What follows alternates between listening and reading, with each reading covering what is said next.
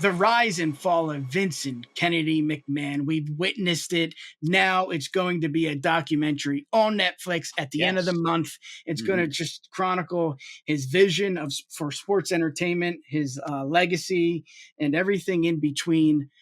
Keith, we haven't seen something like this, I don't think, ever. I know Vice did a few documentaries on Vince, but this is going to be legitimately a documentary that we're going to want to see. I think Bill Simmons, formerly with ESPN, I think he's doing his own thing now with The Ringer. He's going to produce this. It's going to be something interesting, and then I'll leave you with this, and then you can chat about it. But just a weird time too, right before WWE Raw. For sure. Debuts on Netflix. But let's hear it, man. What do you think?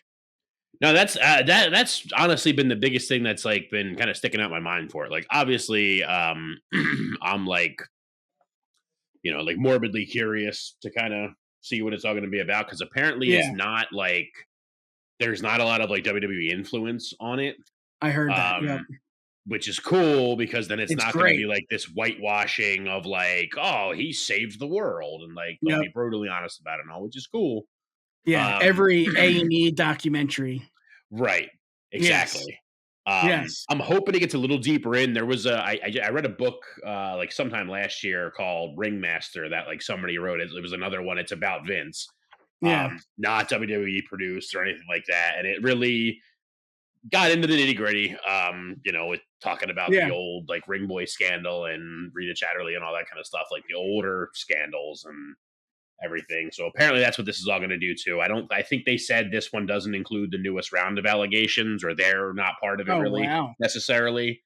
Because I guess they were like done with it right there, but whatever. The rambling away.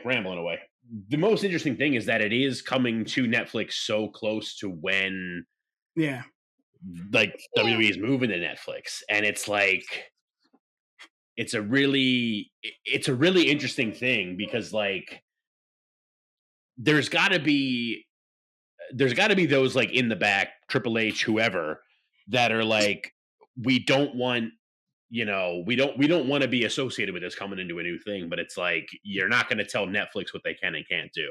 And like, for as much as they don't want like a new audience associating those two things, all of us that are this core audience are like, dude, we want both. We are excited for both of these things to happen.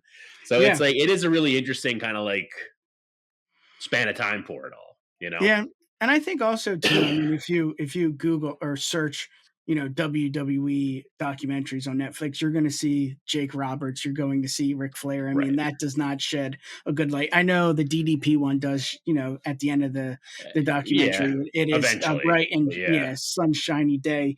But for this, I mean, again, to actually have this come out is just, I don't know, it's just like weird, because like he's such a private guy, and now we're finally seeing, his dark side, like legitimately his dark side, not the you're fired and I pissed my pants in the middle of the ring, like legitimately like who this guy really is. And it's just something I don't know if I want to see, but like you said, I gotta see it. I need to see it. Right. We're not going to talk politics here, but it's going to be interesting, just because, this is going to sound weird, but Vince has been in, our lives for as long as I'll just speak for myself, for as long as I can remember.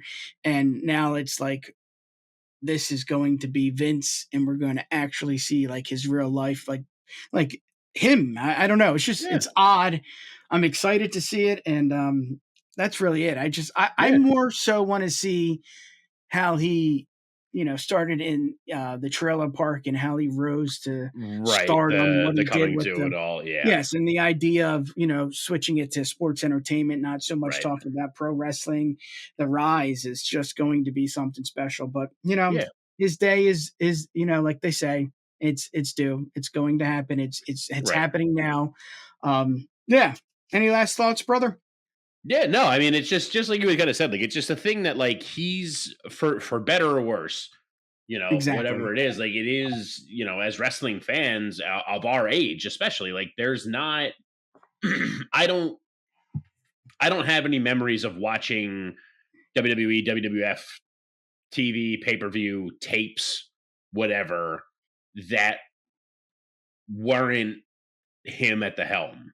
Yep. Whether or not I knew it, because like, watching that Exactly. VHS of King of the Ring 96, I didn't know he Yeah. was the one in charge, but I'm pretty sure, unless I'm much mistaken, he's on commentary on that tape that Yeah. I had.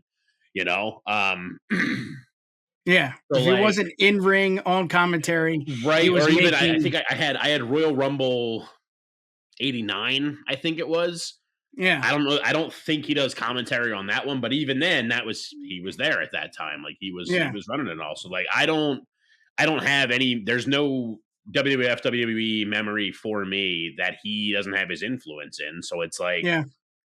again, for better or worse, it's just like he's a huge part of wrestling for our history. So it's, Yeah. I'm interested to see it all and see how deep they go with everything with it and just Yeah. get into it. Yeah. You I know, mean, he's just been present for yeah. 20 years of watching wrestling. If it is even, Impact or AEW, I mean, without Vince, it's again, There's none of it. we're Exactly. talking about a straight up, but without him, Absolutely. and there's no professional wrestling sports entertainment where AEW can rise and be this successful without, I hate saying it, without Vince paving the path for, the TNAs, the pro wrestling, just everything. I mean, even in Europe. But again, yeah, thank you for tuning in. Check us out on UW Pod, a fancy website, uwpod.com, and we're all over social media. Yeah.